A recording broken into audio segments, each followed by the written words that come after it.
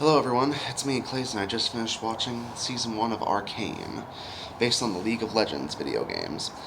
Now, before I saw this series, I had absolutely zero knowledge about Arcane or its characters, but I can safely say that you don't need any knowledge of the series at all to understand that this series is a complete masterpiece and possibly one of the best video game adaptations I've seen since Castlevania. But let's get to the story, shall we? The story takes place in the city of Piltover, where the people in the city live lavish lives in a supposed city of progress, and the people below in the slums underground suffer and can barely get enough money to keep food on the table and can barely get enough resources to survive.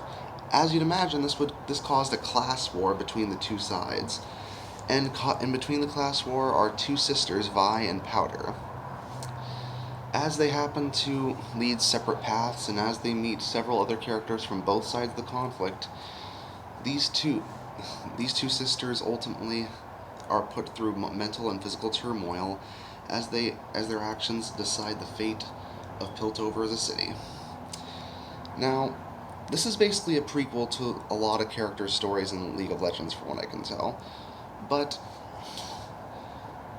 especially considering that I only knew the story through a music video involving Jinx, it's actually pretty amazing to see how this whole series comes together, because the animation is absolutely spectacular, not only recreating the look of the games based on the cover art, but also being very fluid and having a mix of 3D and 2D elements. Kind of reminds me of Spider-Verse or Mitchell's vs. the Machines.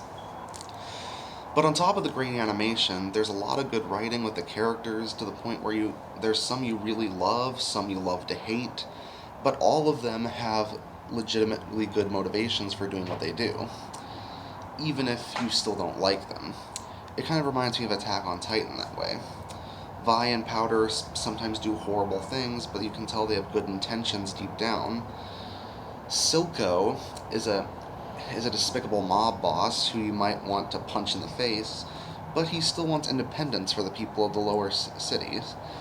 Marcus, a corrupt enforcer, may be every corrupt cop trope known to man, but he still has a daughter that he loves, and he still thinks he's in too deep to change himself.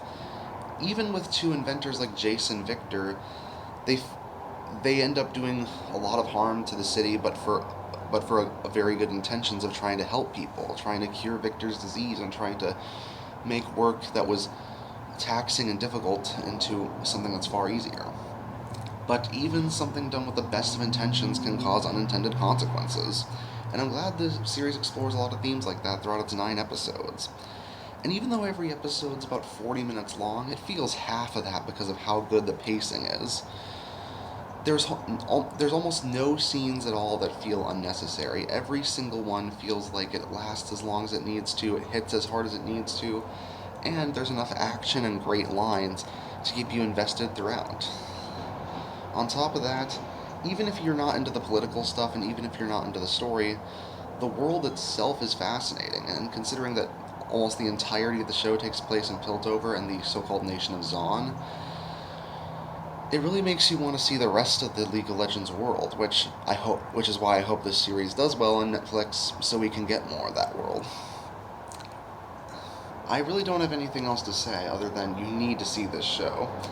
It's exciting, well animated, well written, and it features possibly one of the most intelligent uses of a video game world I can imagine since Castlevania. Maybe Netflix is the future for video game adaptations as we know it. For now, I'll just give it a 10 out of 10 and see you next time.